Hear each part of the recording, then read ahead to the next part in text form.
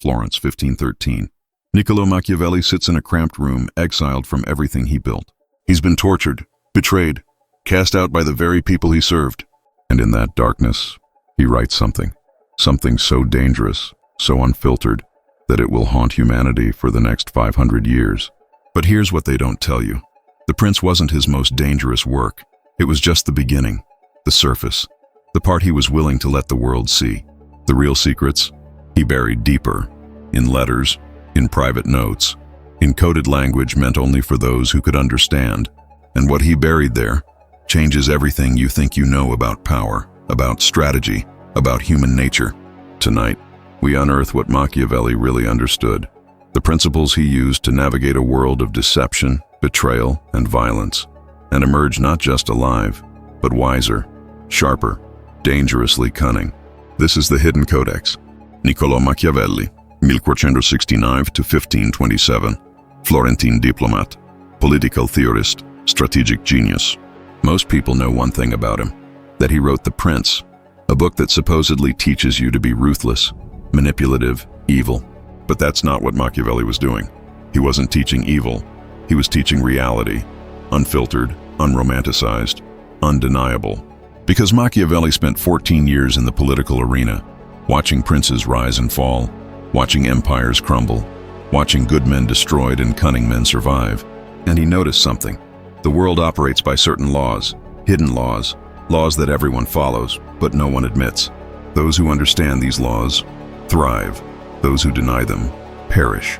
Machiavelli decided to write them down, not because he was evil, but because he was honest, brutally, courageously honest. And that honesty terrified the world. But here's what most people miss. Machiavelli wasn't just observing power. He was observing human nature, the gap between what people say and what people do, between appearance and reality, between virtue and survival. He discovered that most of human life is performance, theater, and those who win are simply better actors. Before we dive deeper into Machiavelli's most dangerous insights, if you sense there's a game being played that no one's explaining to you, if you're ready to see the rules others pretend don't exist, subscribe to the Hidden Codex. Turn on notifications, because what comes next will change how you see everyone around you. Now let's continue. Machiavelli observed something in the courts of Italy, something that happened over and over. A prince would act with pure virtue, honor, honesty, generosity, and he would be destroyed, betrayed by those he trusted, exploited by those he helped, conquered by those who had no such restraints. Meanwhile, another prince would act with calculated ruthlessness, deception, strategic cruelty, and he would thrive, respected, feared, secure. This disturbed Machiavelli, not because he loved cruelty, but because it revealed something about reality, something undeniable. Virtue doesn't guarantee success. In fact, virtue often guarantees failure, because the world is not structured to reward virtue. It's structured to reward effectiveness. Machiavelli wrote in The Prince, "A man who wants to act virtuously in every way necessarily comes to grief among so many who are not virtuous." Read that again. He's not saying virtue is bad. He's saying virtue is dangerous. If everyone else is playing a different game, and you're the only one following the rules, you lose. This is the first law Machiavelli discovered, the law of necessary evil. It states, in an imperfect world, perfect virtue is a liability. To survive, to protect what matters, you must sometimes do what is necessary, not what is ideal, what is necessary. Most people hate this. They want to believe that being good is enough, that if you're honest, kind, generous, trusting, everything will work out. Machiavelli looked at history and saw the opposite. He saw good men crucified, honest leaders assassinated, trusting kingdoms conquered, and he asked, is it moral to be virtuous if your virtue leads to destruction? Is it good to be kind if your kindness enables evil to flourish? He concluded, there is a higher morality, the morality of consequences, of results, of reality. And that morality sometimes demands you get your hands dirty. Here's how this works in practice. Let's say you're leading a team, a project, a company, and there's someone undermining you, spreading rumors, sabotaging your work. Most people do this. They try to be the bigger person. They ignore it. They hope it goes away. They believe that virtue will prevail. And what happens? The sabotage continues. The damage spreads. Eventually, you lose. But if you understand Machiavelli's law, you do something else. You act swiftly, decisively, not with rage, but with strategy. You document the behavior. You build your case. You neutralize the threat. Professionally, effectively. And yes, it feels ruthless. It goes against the part of you that wants to be nice, to be forgiving, to give endless chances. But Machiavelli would ask, what is the consequence of not acting? Does the saboteur stop? Or do they destroy everything you've built, everything others depend on? The ruthless truth is this: sometimes the moral choice is the hard choice, the uncomfortable choice, the choice that looks cruel to those who don't understand. Machiavelli called this effective compassion, compassion that produces results, not the compassion that feels good but achieves nothing. Now here's where it gets deeper. Machiavelli discovered a second law, one that disturbs people even more: the law of appearance over reality. He wrote, "Everyone sees what you appear to be. Few experience what you really are." What does this mean? It means people don't judge you by what you are. They judge you by what they perceive you to be. Your reputation matters more than your character. Your image matters more than your truth. Your performance matters more than your reality. This sounds cynical, maybe even evil. But Machiavelli would ask, is it evil? Or is it just how humans work? Think about it. How many people truly know you? How many have access to your thoughts, your intentions, your heart? Almost none. Everyone else judges you by fragments, by moments, by appearances. And if that's the reality, then appearance is not a luxury. It's a necessity. Machiavelli spent years watching princes who were genuinely good men, honest, fair, competent, but they had a problem. They looked weak. They looked uncertain. They looked vulnerable. And the moment they looked that way, their enemies attacked. Their allies abandoned them. Their subjects doubted them. Meanwhile, other princes, who were far less virtuous, looked strong, looked confident, looked decisive, and people followed them, defended them, believed in them. Machiavelli realized leadership is theater, strategy is performance, power is perception, and the cunning man understands this. He doesn't just act effectively, he appears effective. He doesn't just make good decisions, he makes decisions that look good. Because in a world where people can't read your mind, all they have is what they see. So here's the practice. Machiavelli advised, master the art of strategic visibility. When you succeed, make sure people see it, not with arrogance, but with clarity. Let your victories be known. When you fail, control the narrative. Don't hide it, but frame it. Show what you learned, what you're correcting, how you're moving forward. When you make hard decisions, explain them, not to justify, but to shape perception, so people understand the necessity, the reasoning, the burden you carried. This isn't manipulation, it's leadership. Because people need to see strength, they need to see competence, they need to see that you can handle what's coming. If you don't show them that, they'll assume the opposite, and once they assume that, you've lost them. Machiavelli wrote, "It is not titles that honor men, but men that honor titles." Meaning, your position doesn't give you power. Your presence does. Your performance does. The way you carry yourself, the way you handle pressure, the way you appear when everything is falling apart. That's what people remember. That's what they follow. That's what makes you dangerous. Now let's go to the third law, the one Machiavelli only hinted at, the one he knew would make him hated, the law of controlled cruelty. He wrote one of the most controversial lines in history: "It is better to be feared than loved, if you cannot be both." People read that and think Machiavelli is advocating for tyranny, for brutality, for ruling through terror. He's not. He's advocating for something far more subtle: strategic fear, calculated boundaries, the kind of fear that prevents chaos. Here's what he actually meant. Love is fickle. People love you when it's convenient, when you're giving them what they want, when it costs them nothing. But the moment it costs them something, love evaporates, loyalty fades, support vanishes. Fear, on the other hand, is reliable. Not the fear of cruelty, but the fear of consequences. The fear that if you cross certain lines, there will be a response. Swift, certain, proportional. That fear creates order. It creates respect. It creates boundaries that people don't test. Machiavelli saw this in Florence, saw princes who tried to rule through kindness alone, who forgave every betrayal, who gave endless second chances, and their kingdoms collapsed into chaos. Because without consequences, there are no boundaries. And without boundaries, There is no civilization.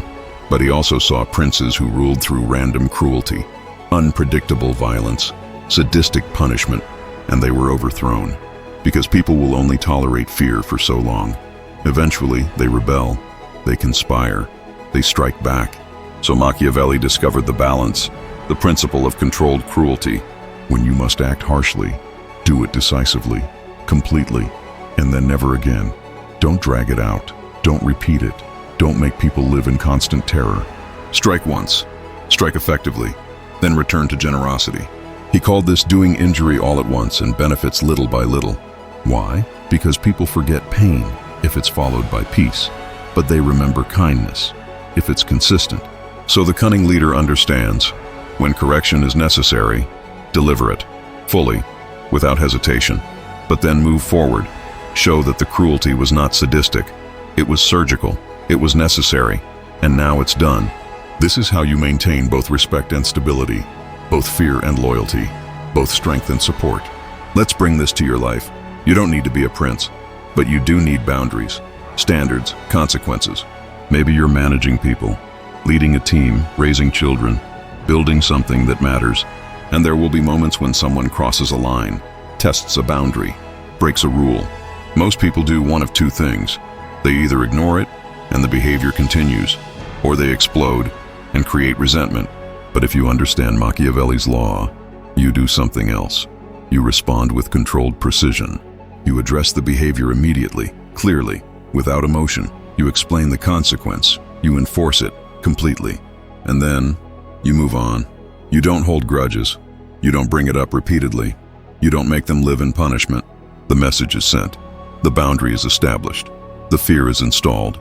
And now you can return to generosity. That's cunning. That's strategic. That's how you lead without becoming a tyrant. Now here's where Machiavelli goes even deeper, into territory most people don't want to explore. He discovered the fourth law, the law of strategic deception. Machiavelli wrote, "Men are so simple and so much creatures of circumstance that the deceiver will always find someone ready to be deceived." This might be his most cynical observation, and also his most accurate. People want to be deceived, not consciously, but functionally. They want to believe comfortable lies more than uncomfortable truths. They want to believe their leader is infallible, their partner is perfect, their friend is loyal, their investment is guaranteed. Even when evidence suggests otherwise, they cling to the illusion because the truth is too painful, too destabilizing, too demanding. Machiavelli realized, if people prefer illusion, then the cunning man controls the illusion, not through malicious lies, but through strategic presentation. You don't lie about facts, but you do control framing, context, emphasis. You highlight what serves your purpose. You downplay what doesn't. You shape the narrative so people reach the conclusion you want them to reach, while believing they reached it themselves. This is what every successful leader does, every master strategist, every person who navigates complex human systems. They understand that truth is not enough. Truth must be packaged, delivered, framed, timed. Tell someone a harsh truth at the wrong moment in the wrong way, and they reject it. They attack you. They defend their illusion. But deliver the same truth at the right moment, in the right frame, and they accept it. They thank you. They see you as wise. That's not manipulation. That's understanding human psychology. That's cunning. Machiavelli applied this constantly, in his diplomatic work, in his writing, even in his personal life. When he wanted to influence a prince, he didn't lecture. He told stories. He used examples from history. He made the prince feel like he was discovering the wisdom himself. When he wanted to deliver bad news, he sandwiched it between reassurances. He framed it as a challenge, not a failure. He made people feel capable of handling it. When he wanted to change someone's mind, he never attacked their position directly. He asked questions. He introduced doubt. He let them persuade themselves. This is the art of strategic deception, not lying, but leading, guiding, shaping perception toward truth in a way people can actually receive. Here's the practice. Before you communicate something important, ask yourself 3 questions. 1. What do I need them to understand? Be clear on the core message. 2. What are they currently believing? Understand their starting point, their resistance, their illusions. 3. What frame will bridge the gap? How can you present the truth in a way that doesn't trigger defensiveness, that allows them to hear it? That makes them feel empowered, not attacked. This is how you become dangerously persuasive. Not through force, but through understanding, through empathy turned into strategy.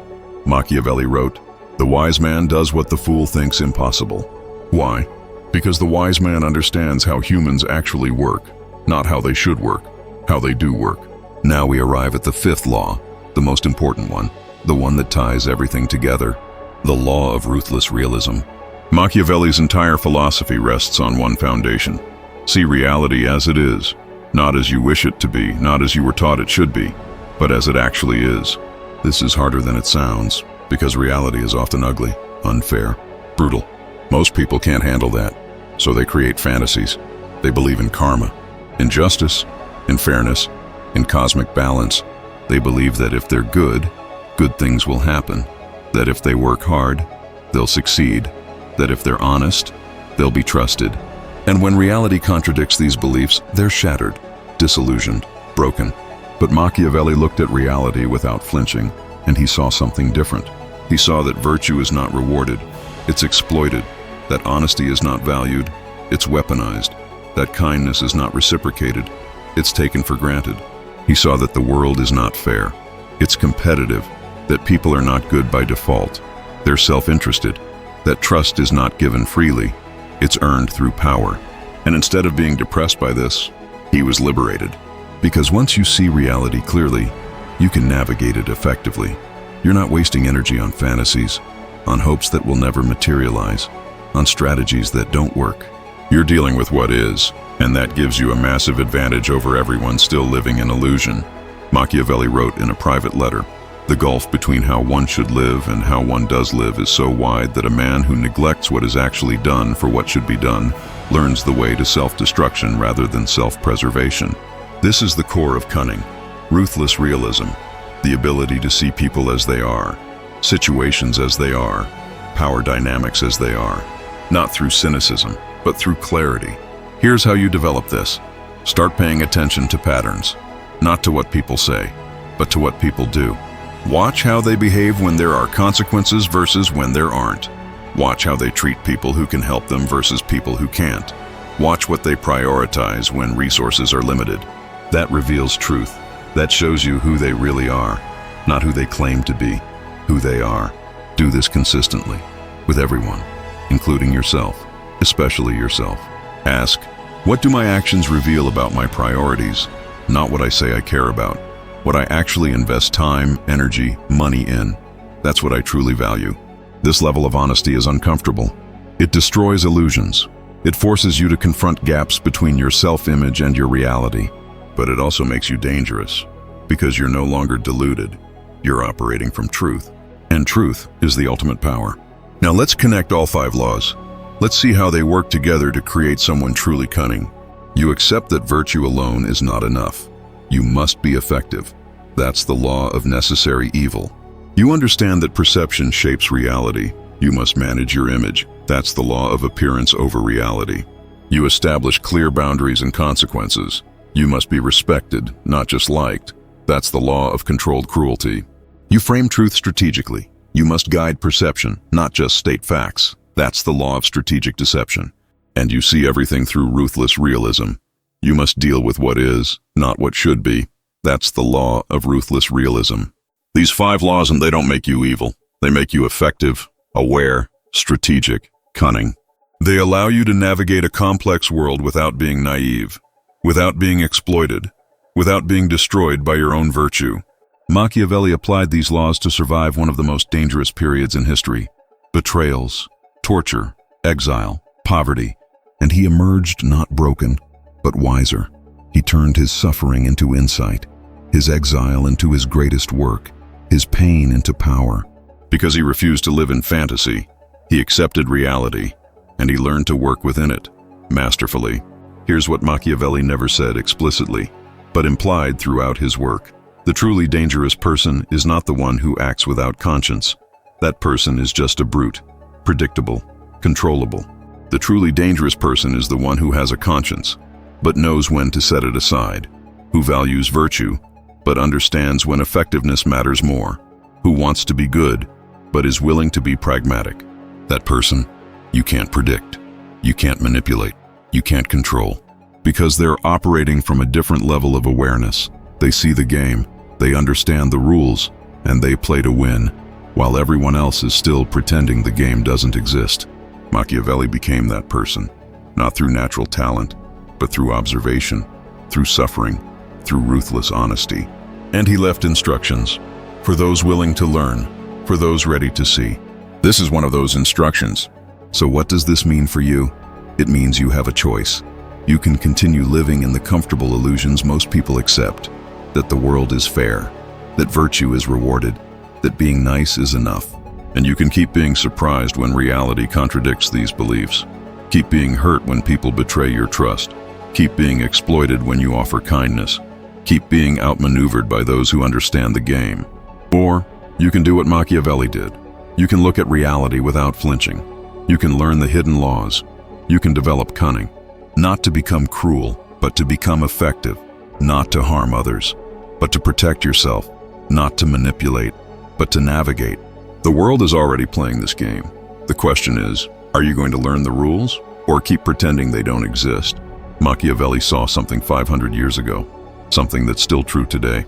Most people are asleep, operating on autopilot, following scripts they never questioned. But a few wake up. They see the patterns, they understand the dynamics, they learn to play the game consciously. Those few become dangerous, not to society, but to those who profit from everyone else's ignorance. The question is, which side are you on? If this opened your mind to something real, something most people refuse to acknowledge, hit that subscribe button. Turn on notifications, because here at the Hidden Codex, we don't teach you fairy tales. We teach you reality, the kind that actually helps you navigate this world. Next time, we explore Carl Jung's darkest discovery, the shadow inside every human psyche, and what happens when you finally confront it. You don't want to miss that. Until then, stay awake, stay cunning, stay dangerous.